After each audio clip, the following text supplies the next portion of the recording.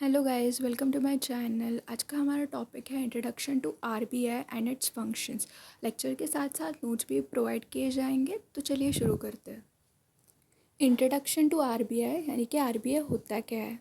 The Reserve Bank of India RBI is India's central bank, also known as the bankers bank. The RBI controls the monetary and other banking policies of the Indian government. इसका मतलब RBI एक central bank है या फिर main bank है जिसके under बाकी सब बैंक्स आती है।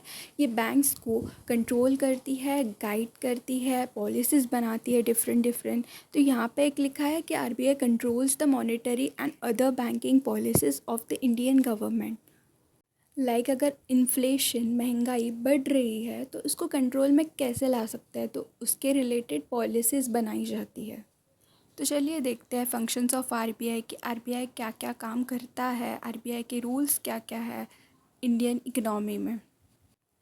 फर्स्ट है regulator and supervisor of financial system. RBI functions to protect the interest of depositors through an effective regulatory framework. यानी कि जो डिपॉजिटर्स है, जो डिपॉजिट करते हैं अपना पैसा बैंक में, उनके इंटरेस्ट को प्रोटेक्ट किया जा सकता है ताकि कोई फ्रॉड ना हो। और इस इंटरेस्ट को कैसे प्रोटेक्ट कर सकते हैं, तो एक रेगुलेटरी फ्रेमवर्क बना के, एक set of rules regulations law बना के प्रोटेक्ट कर किया जा सकता है।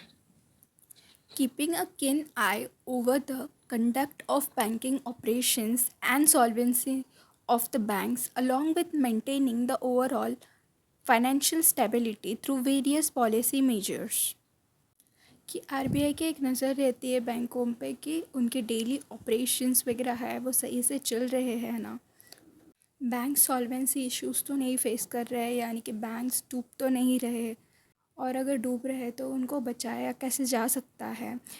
और जैसे मैं पहले बोला कि इकोनॉमी में अगर स्टेबिलिटी चाहिए तो अलग अलग पॉलिसीज़ बनाई जाती है आरबीआई की तरफ। नेक्स्ट फंक्शन है अपना इशूअर ऑफ करेंसी।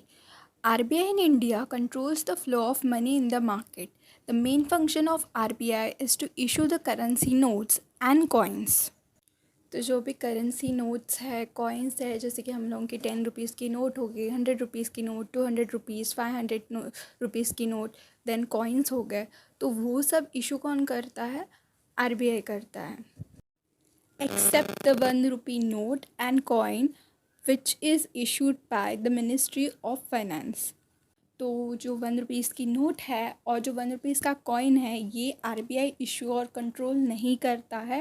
ये इशू ऑफ और कंट्रोल मिनिस्ट्री ऑफ फाइनेंस करते हैं, 1 रुपी की नोट और 1 रुपी का कॉइन।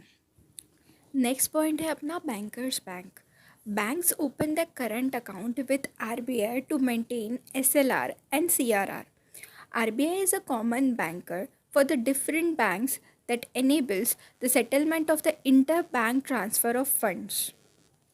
इसका मतलब है बैंक्स को अपना कुछ कैश का परसेंटेज आरबीआई के पास रिजर्व रखना पड़ता है in the form of SLR और सीआरआर, मतलब स्टैट्यूटरी लिक्विडिटी रेशियो और सीआरआर कैश रिजर्व रेशियो के फॉर्म में उनको रखना पड़ता है, ताकि अगर लिक्विडिटी वगैरह का कोई प्रॉब्लम आए तो उससे सॉल्व किया जा सकता है। और settlement of the interbank transfer of fund, मतलब एक बैंक से दूसरे बैंक में हम फंड ट्रांसफ़र इजीली कर सकते हैं। नेक्स्ट पॉइंट है RBI lender of last resort. That means RBI comes to rescue the banks that are solvent, means facing temporary liquidity problem. RBI provides this facility to protect the interest of depositors and to prevent the possible failure of the bank.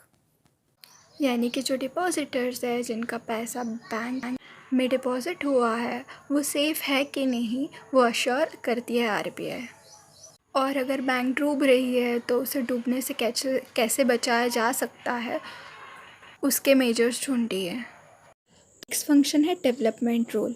RBI's development role includes creating institutions to build financial infrastructure, ensuring credit to the productive sector of the economy, and expanding access to affordable financial systems. यानी कि जो RBI है वो country को develop करने में कैसे help करता है, तो बहुत सारे फाइनेंशियल इंस्टीट्यूशंस खोल के, फाइनेंशियल इंस्टीट्यूशंस यानी कि बैंक हो गए, क्रेडिट यूनियंस हो गई, इंश्योरेंस कंपनीज़ हो गई, इन्वेस्टमेंट कंपनीज़ हो गई, जो हेल्प करेगी अपना फाइनेंशियल इंफ्रास्ट्रक्चर बिल्ड करने में। Insuring credit to the productive sector की एग्ज़ाम्पल लेते हैं हम लोग, एग्रीकल्चर सेक्टर हो गया कि जिससे सबसे ज़्यादा इनकम आती है कंट्री को, तो उस सेक्टर में आरबीआई इन्वेस्ट करेगी। आरबीआई ने कि जो इंस्टीट्यूशंस रहेगी वो इन्वेस्ट करेगी, उनको लोन्स प्रोवाइड करेगी, उनको जो भी नीडेड मनी है वो प्रोवाइड करेगी ताकि इकोनॉमी ग्रो हो सके। नेक्स्ट पॉइंट है अपना foreign exchange reserve management. RBI is the custodian of India's foreign exchange reserves. It deposits with banks for international settlement as well as deposits with foreign commercial banks. यानी कि RBI के ऊपर responsibility है foreign exchange reserve management की। For example, आपका एक business है और आप एक्सपोर्ट करते हो अमेरिका में, तो आपको अभी वो इंडियन करेंसी में पे तो करेंगे नहीं, वो पे करेंगे डॉलर्स में, जो कि आएगा आरबीआई के पास, और आरबीआई आपको इंडियन करेंसी प्रोवाइड करेगा, मतलब रुपीज़ के फॉर्म में वो पैसे देगा।